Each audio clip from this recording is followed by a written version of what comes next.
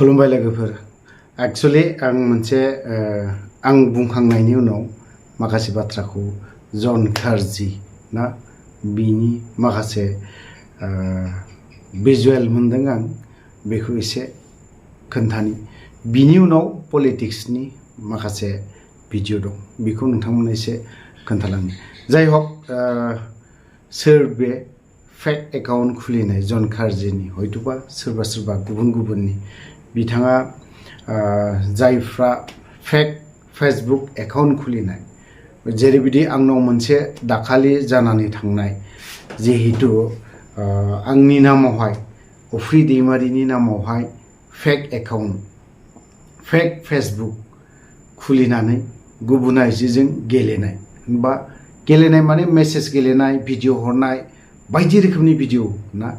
आं दाखालि एफआईआरबो बिनि मोनसे इनफरमेशन होनानै दोनबाय आरो जाय बे आंनि नामाव फेसबुक अफ्रि दैमारिनि नामावहाय खुलिनाय बे मानसिखौ सिनायनोबो बाखि गैला रावबो नङा बियो नों आं बर'आनो नों आं बर' रायलायग्रायानो नाथाय बै सुबुंनि मानसिया आंनावनो कल हरनानै नों आंनाव बेफोरबायदि मानो मेसेज हरदों मा बायदि रोखोमनि बाथ्रा बुंहरदों आंथ' आसरितसो मोनदों सासे आंहा फेमिलि गोनां मानसि हिन्जाव गोनां मानसि बा गथ' गोनां मानसि आं डाइरेक्ट बुंहरदों हे आं नोंजोंथ' बेफोरबायदि खोथा रायलायाखै मालाबाबो बिदि मेसेज हरफेराखै बेफोरबायदि जाय हक आंनियाव जानानै थांबाय हयतोबा नैबे जन खारजिया जाखिनि बाथ्रा बुंनाय बियो रियेल सैथो जाय फेसबुक खुलिदों गावनि पिक्सार होनानै ला बा गावनि फेमिलिनि पिक्सार होनानै ला फेसबुक पेज खुलिदों गावनि पिक्सार गावनि फट' गावनि भिडिअ गावनि न'खरनि फेमिलि बेफोरखौ होनानै ला गुबुननि फेसबुक गुबुननि नामावहाय फेसबुक खुलिनाय बिराद गिदिर क्राइम बेफोरो आंनि हिसाबाव आंनि साननायाव जायआ आंनि नामावहाय मेसेज गेलेबाय थादों बेखौ बोखांनोबो बारा गोबाव सम नाङा आंनो उइदिन 7 days बा 3 days बिनि गेजेरावनो बोखांनो हायो आंनि नामाव मानो खुलिनांगौ दरखार दं आंनि नामाव मानो मेसेज गेलेनांगौ दरखार दं आंहाथ' बेजों जेबो माबा गैया लेना देना गैयाना बा अफ्रिखौ माबायदि गादबना दोननो माबायदि गाख्लायना दोननो बेखौ नागिरबाय थादों खिन्थु अफ्रिया अफ्रिखा सिदा सिदि बाथ्रा आं बेखौल' बुंगोन आरोखि जाय हक जन खारजि बिथांनि माखासे फेसबुकनि बारै माखासे बाथ्रा बुंनाय दं बेखौ एसे खोनासंनानै लानि बिनि उनावहाय जों खोनानो मोनदों 2025 25 मायथाइयाव जोंनि पलिटिक्स डायलग माखासे बाथ्रा दङ ना बेफोरखौ एसे खोनासंनानै लानि जायफ्रा बिपिएफनि सापर्टार बिथांमोना खोनासंनो हागोन गुड इभिनिं अल आं दिनै मोनसे खोथा बुंनो सानदों बे जाहैबाय जाय मानसिया माने फेसबुकआव फेक प्रफाइल खुलिनानै आरो जायना माने माबा गैया लग होनानै लाग्रा आरो सोरबा माने डिपि गैयि प्रफाइल पिक्चार गैयि थारमाने बिसोरो ओरैबायदि मानसि थारमाने बिसोरखौ बिमा बिफाया दुनियाव जन्म होफ्रांनानै बिराद गोरोन्थि खालामबाय मानो होनबा बिसोरो दुनियाखौ माने बुहुमखौ अजन होनोल' फैदों बिसोरो बेखौ जों हिन्दीआव बुङो धरती का बोझ थारमाने बिसोरो जेजोंबो सोलियै मानसि माने सोरनाबा बुंनो हागौ नों प्रफाइल पिक्चार सोरबा गैयिफ्रा थारमाने गावसोर जेबो माबा गैया मोखां खाया नांनाय स्टाइल थारमाने माने मोखां देखायनो लाजिग्रा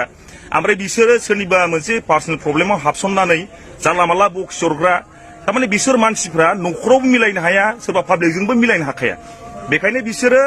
जोंनि माबायाव मा होनोमोनलाय मालायनि माबायाव पस्टआव हाबसननानै थारमाने बिसोरो बयखौबो माबा मोनसे खालामनाय जेनेबा मा होनोमोनलाय बेखौ उगुल थुगुल खालामनाय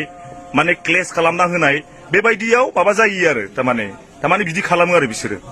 ओंखायनो बिसोर जाबायदि बिसोर कमेन्ट हरनाय मा हरनाय बेफोरखौ जेबो भेलु दाहो जेबो खर' दासा आरो बेफोरबादिखौ जों रिप्लाइबो होआ जायनाव माबा गैया प्रफाइल पिक्चार गैया जायना मा होनोमोनलाय जायना सिखाव खामानि मावो जाय सिखाव खामानि बिसोरसो प्रफाइल लक होनानै लायो आरो जाय मानसिया गावजों गाव क्लेश खालामनो नागिरो बिसोरसो फेक प्रफाइल फेक एकाउन्ट माने खुलिनानै बिसोरो पाब्लिकनि गेजेराव दाङाबाजि खालामनो नागिरो बेनो दा नोंसोरो मा सानो आं गोरोन्थि ना बैसोरो फेक प्रफाइल खुलिग्राफ्रा गावसोर माबा राइट नोंसोर कमेन्ट्सआव हरबानो जाबाय थेंक इउ যিজনক গুৰুত্বপূৰ্ণ দায়িত্ব দিয়া হৈছিল ভেৰগাঁও জিলাৰ সাধাৰণ সম্পাদক হিচাপে কিন্তু তেওঁ দীঘলীয়া সময় ধৰি দল বিৰোধী কাৰ্যকলাপ কৰি আছিল কিছুমান বেলেগ দলৰ নেতাৰ লগত দীঘলীয়া সময় কথা বাৰ্তা কৰি টকা পইচাৰ লেনদেন কৰিছিল আমাৰ যিটো ইণ্টাৰনেল কমিটি এটা হৈছিল সোধ কৰি বিভিন্ন ধৰণৰ খবৰ পালে তেনেকুৱা তেওঁ দীঘলীয়া দল বিৰোধী কাৰ্যকলাপৰ যি খবৰ এই খবৰ পোৱাৰ পিছত আজি কেবিনেট বহি কেবিনেটে সিদ্ধান্ত ল'লে আৰু তেওঁক দলৰ পৰা উলিয়াই দিয়া হ'ল তেওঁৰ নাম বিনয় নাথ তেওঁ জেনেৰেল ছেক্ৰেটাৰীৰ নিচিনা এটা গুৰু দায়িত্বপূৰ্ণ হেৰিত আছিল দায়িত্বত আছিল কিন্তু তেওঁ তলে তলে আমি যিখিনি খবৰ পাইছোঁ বিজেপি দলৰ কিছুমান নেতাৰ লগত কথা পাতি তেওঁ বহুত দিন আগৰ পৰাই বিজেপি দল জইন কৰাৰ চেষ্টা চলাই আছে আৰু আমি তেওঁক শুভেচ্ছা দিছোঁ তেওঁ বিজেপিত যদি যাওক তেওঁৰ ভৱিষ্যত আৰু উজ্জ্বল হওক কিন্তু এটা দলত থাকি আন এটা দলত কাম কৰি থকাটো উচিত নহয় গতিকে তেওঁ যাতে বিজেপি দলত যদি যাই চাব আপোনালোকে দুদিনমান পিছত খবৰ পাবই তেওঁ বিজেপি দল জইন কৰিব আৰু কৰি গ'লে তেওঁৰ উজ্জ্বল যদি ভৱিষ্যত তাতেই হয় তেতিয়াহ'লে হওক তাতে আমি কামনা কৰোঁ আৰু বাকী আমাৰ নিৰ্বাচনৰ কাৰণে যি আমাৰ খেতি বাতিৰ ছিজনৰ কাৰণে আমি অলপমান সকলোৱে MP নিৰ্বাচনৰ পিছত আমি লৈছিলোঁ এতিয়া আমি পূৰ্ণোদ্যমে লাগিবৰ কাৰণে আমি সিদ্ধান্ত লৈছোঁ আৰু আগষ্ট মাহৰ প্ৰথম তাৰিখৰ পৰা আমি BTC কপাম আৰু এইবাৰ 2025 চনত যিটো BTC নিৰ্বাচন হ'ব এই নিৰ্বাচনত পুনৰাই আগ্ৰামা মহিলাৰী ডাঙৰীয়াক BTC চিফ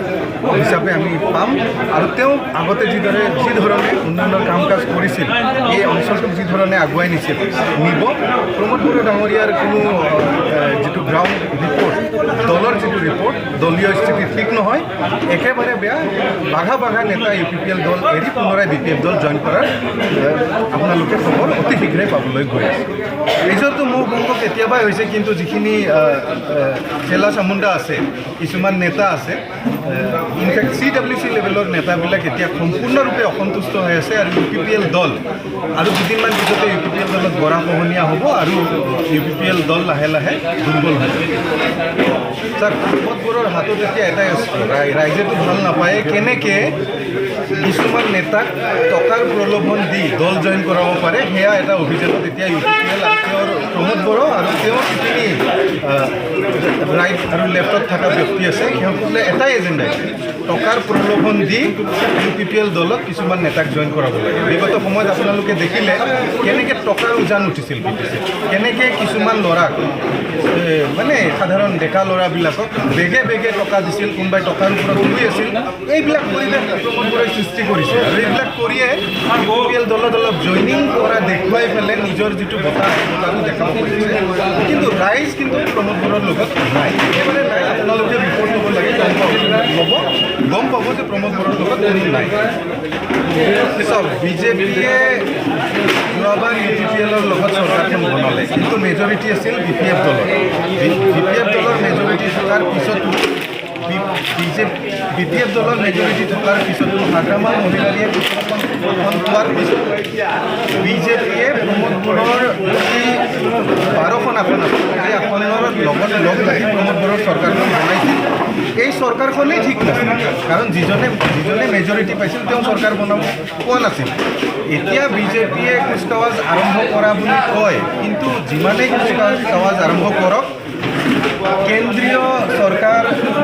কি হৈছে কেন্দ্ৰীয় ৰাজনীতি কি হৈছে আমি দেখিছোঁ আজি অসমৰ ৰাজনীতি কি হৈ আছে আমি দেখিছোঁ ডাঙৰ বাধা নেতাবিলাক যিবিলাকে বিজেপি দল সৃষ্টি কৰিছিল এই নেতাবিলাক এতিয়া বেলেগ দলত যোৱাৰ পূৰা মানে আৰম্ভ হৈ গৈছে প্ৰক্ৰিয়া আমাৰ BTCত যিবিলাক পুৰণা বিজেপি নেতা আছিল যিবিলাক আচল বিজেপিৰ নেতা এই সকলোবিলাক এতিয়া BPFত অলৰেডি জইন কৰিছে আপুনি ৰাজকুমাৰ ব্ৰহ্ম কোকৰাঝাৰ ডিষ্ট্ৰিক্ট প্ৰেচিডেণ্ট আছিল তেওঁ এতিয়া BPF দলত আমাৰ কাৰ্তিক দা হৰিসিঙাৰ তেওঁ এতিয়া BPF দলত গতিকে বিজেপিৰ যিমান পুৰণা নেতা আছিল এই সকলোটো এতিয়া আহি BPF জইন কৰিছে গতিকে যিখিনি বিজেপি এই বিজেপি আৰু কিছুমান এতিয়া প্ৰলোভনত গৈ বিজেপি জইন কৰা ব্যক্তিসকলে কুচকাৱাজ চলাই আছে কিন্তু তেওঁলোক সফল হ'ব নোৱাৰিব